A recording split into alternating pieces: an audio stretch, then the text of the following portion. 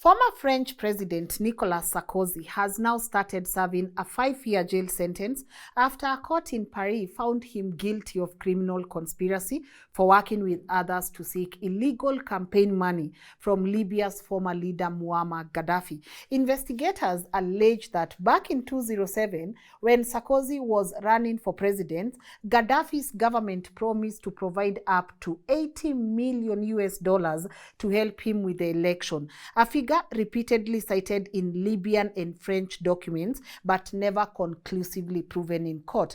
One of the middlemen, a businessman named Ziad, claimed he personally delivered about 5 million euros in cash packed in suitcases to Sarkozy's close team, though he later retracted part of his statement. But just 4 years later, in 2011, the same Sarkozy led the NATO-backed airstrikes that overthrew Gaddafi and destroyed Libya.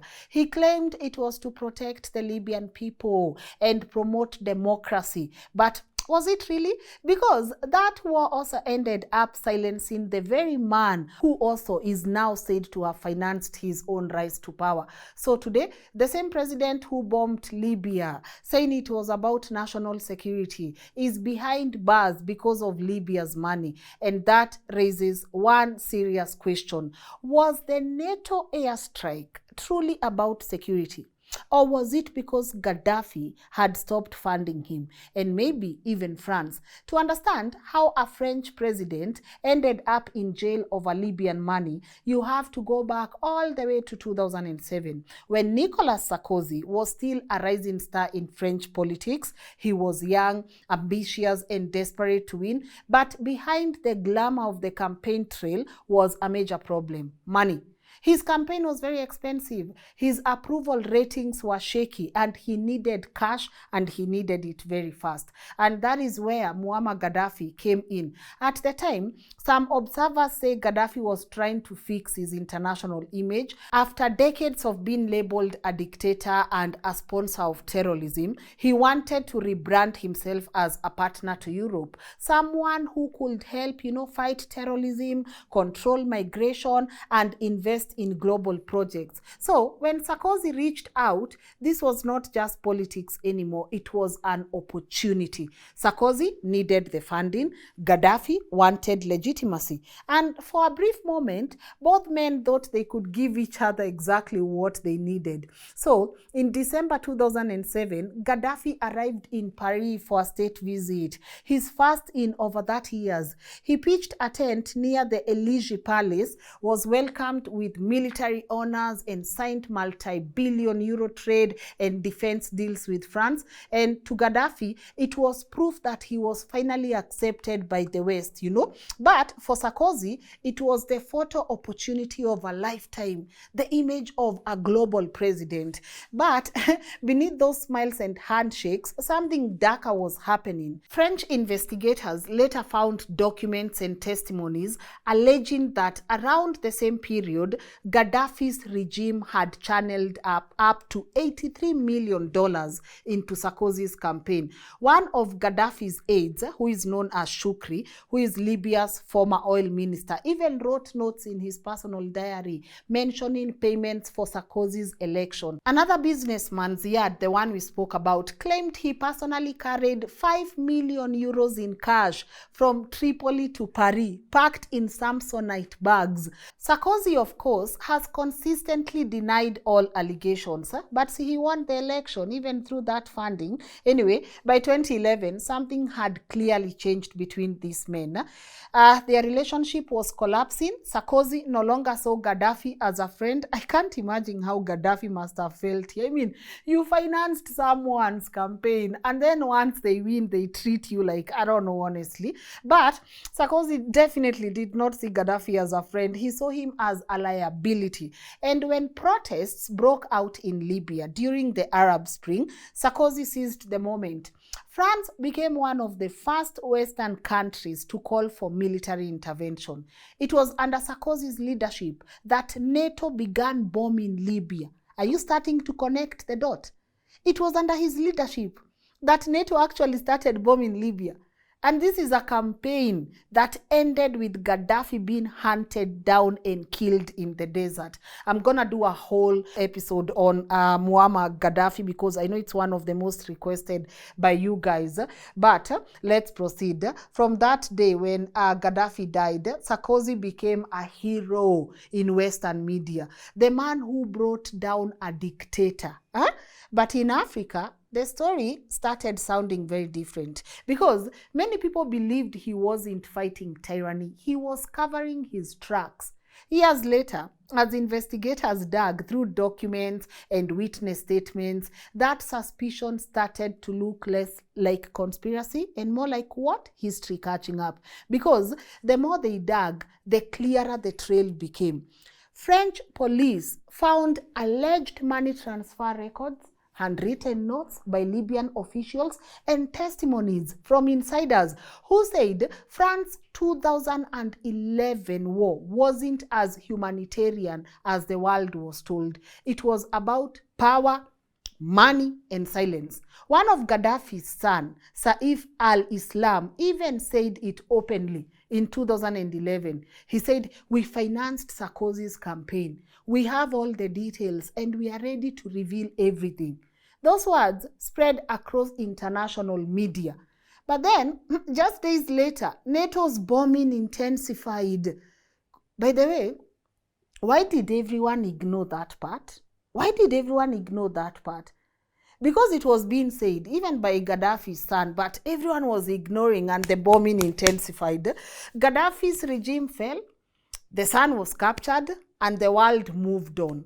But the money trail did not disappear. It just went a bit cold, until years later, when France's own investigators began reopening the files, interviewing witnesses, and recovering lost evidence.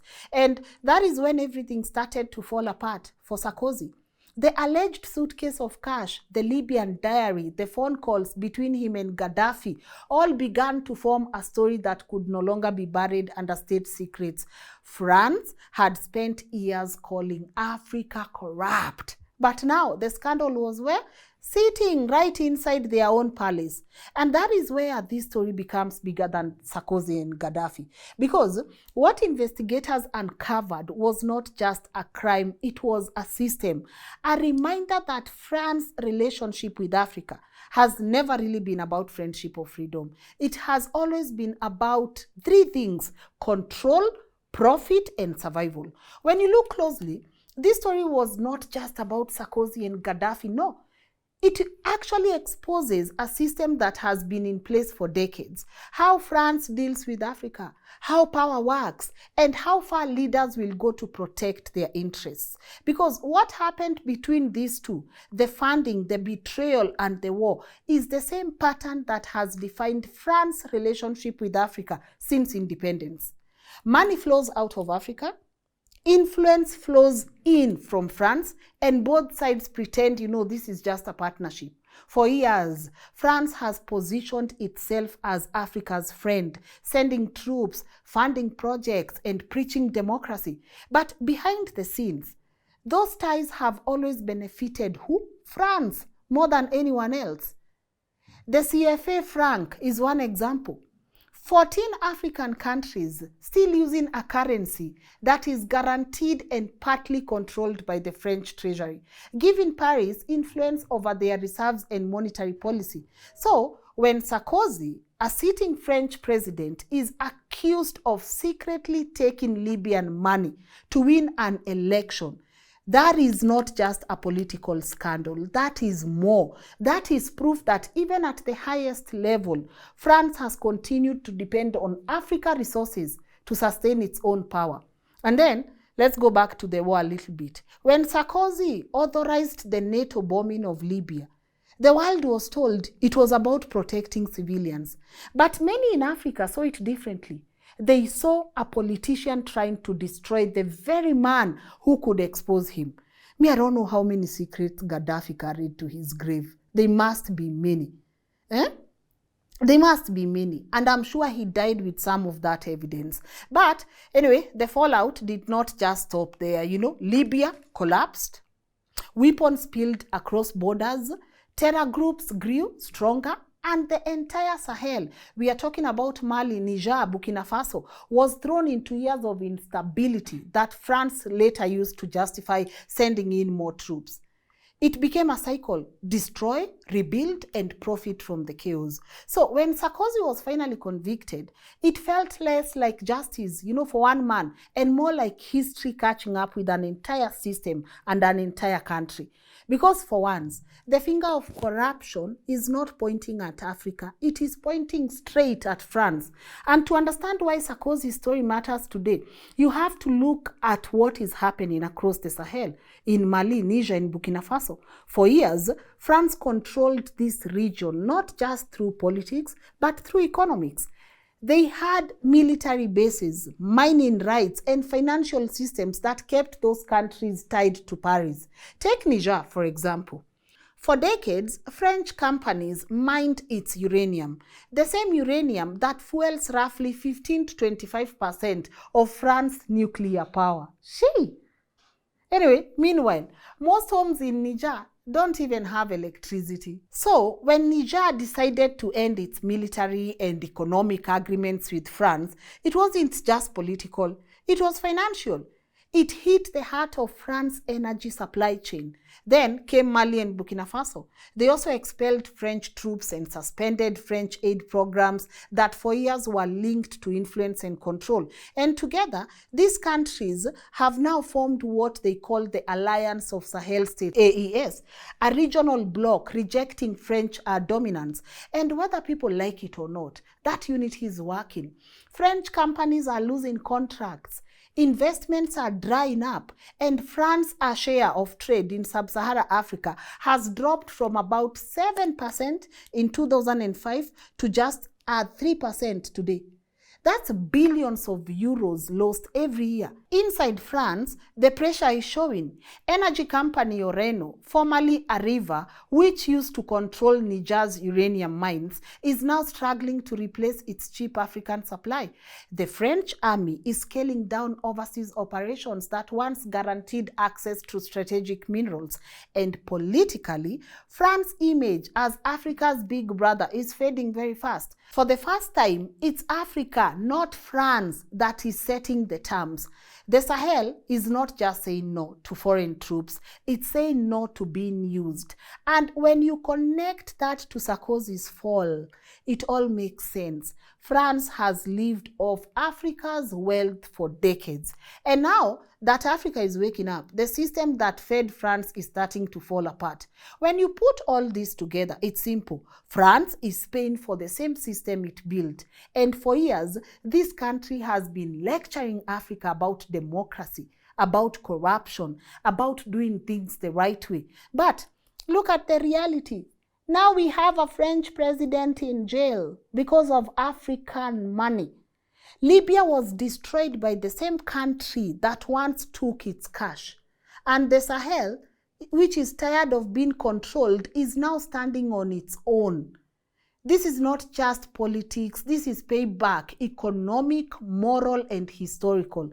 Because for decades, Africa's resources built European comfort. Our gold, our oil, our uranium is keeping their lights on and their industries alive and running. But today, the same Africa they called unstable is learning to say no. And every time a country like Niger or Mali walks away from France, Paris loses more than influence. It loses money, power, and pride. And that is the real story behind Sarkozy's prison sentence. It is not just one man being punished. It is the entire idea of French superiority being exposed.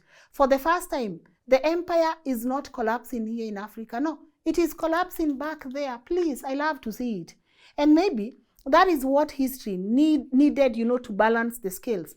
Because if a man who once bombed Libya in the name of freedom is now sitting in a cell because of Libyan money, then maybe, just maybe, Africa is finally being heard. And let us be clear, we should not clap for the French courts.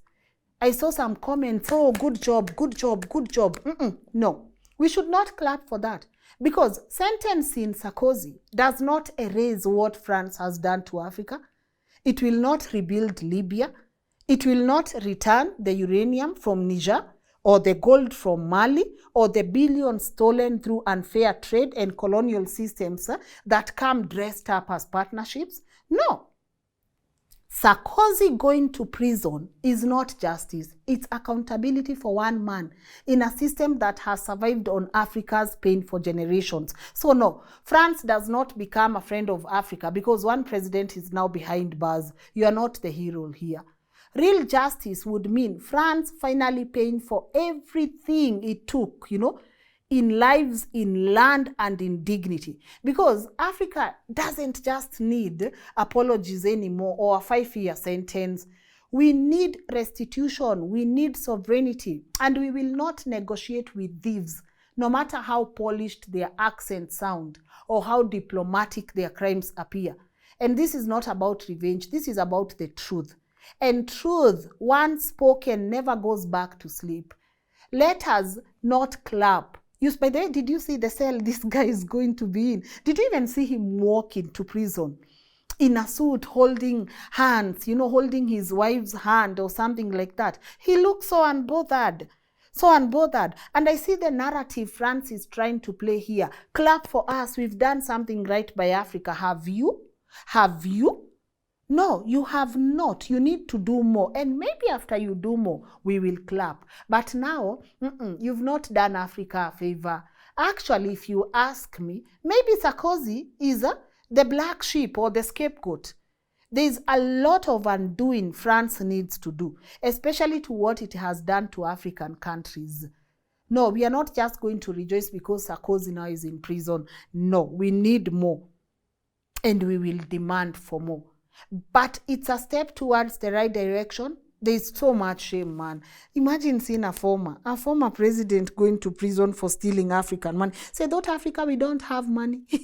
Say, thought Africa, we are underdeveloped. Say, thought Africa is full of third world country. And we gave you all the money, $82 million. Can you imagine actually African countries financing campaigns of people in the global north?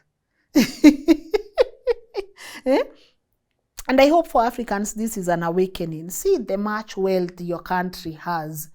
Ask yourself, would France actually survive without Africa's help or resources?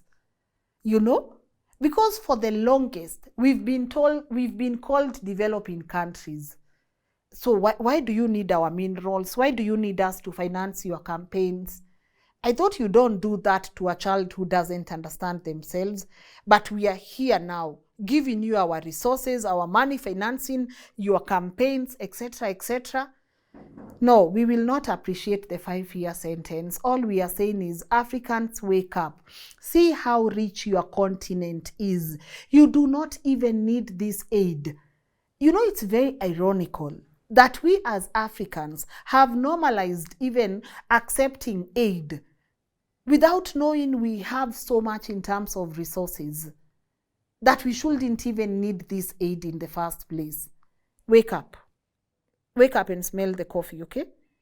Wake up and smell the coffee. You are rich. Always remember, my people in Libya, if you are watching this, please remember your money. Your money might have put a whole president to power. If it was not your money, they would be nowhere, all right? But as I said, I'm actually really looking forward to bringing you a comprehensive story on Gaddafi. I know there are a lot of theories around this man. Some consider him a hero. Other people consider him a traitor. So we are working on bringing you a very comprehensive episode on Gaddafi. Maybe this is an amazing opportunity for you to let me know in the comment section, what are you really looking forward to when it comes to Gaddafi's episode? Yeah, so I'm going to definitely give you that maybe next week. But for now, also I want to know your thoughts around Sarkozy, and also what is your take home from today's conversation? Because I think for me, my take home is how rich are we as Africa? We finance presidential campaigns in the global north. That must be wonderful. Let us not shrink, guys. Yeah? See yourself and see the worth you carry as an African. See the money, see the resources, see who you are.